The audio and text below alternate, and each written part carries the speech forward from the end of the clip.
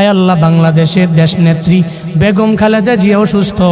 উলামায়ে কেরামের মহাব্বতে উনি চলতেন, উলামায়ে কেরামদের ভালোবাসতেন। আল্লামা সাইদি রাহিমাহুল্লাহকে অনেক ভালোবাসতেন।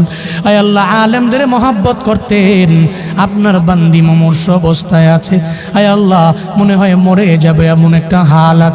আয় আল্লাহ, এই ক্লান্তি লগ্নে ওনার বাঁচার বড় দরকার। আপনি হায়াতে তৈয়্যিবা দান করে দেন আল্লাহ। আয় আল্লাহ, জীবনে উনি যে ভালো কাজগুলো করেছেন, আয় আল্লাহ, এই ভালো কাজের উসিলায় আপনি সিহতে আফিয়ত দান করেন। আয় আল্লাহ, সিহতে আফিয়ত আজলা কামেলা নসিব করে দেন আল্লাহ।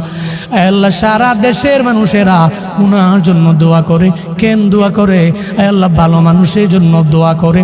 আয় আল্লাহ, যারা উলামায়ে কেরামকে মহাব্বত করেছে, আয় আল্লাহ, আলেমদেরকে প্রায়োরিটি দিয়েছেন। আয় আল্লাহ, উনি বলেছে উলামায়ে কেরামরা জঙ্গি না, জীবনও জঙ্গি হতে পারে না।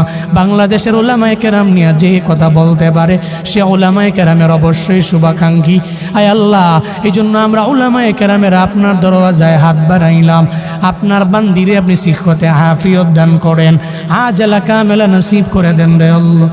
আর যদি বিদায় বেলা এসে যায়, আয় আল্লাহ, কালেমা পড়তে পড়তে, কালেমার সাথে ঈমানের সাথে আপনি মরণ নসিব করিয়েন রে আমার আল্লাহ।